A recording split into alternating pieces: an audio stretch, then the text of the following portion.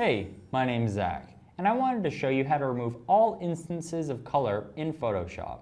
Now, in order to do this, what we're going to do is desaturate the image.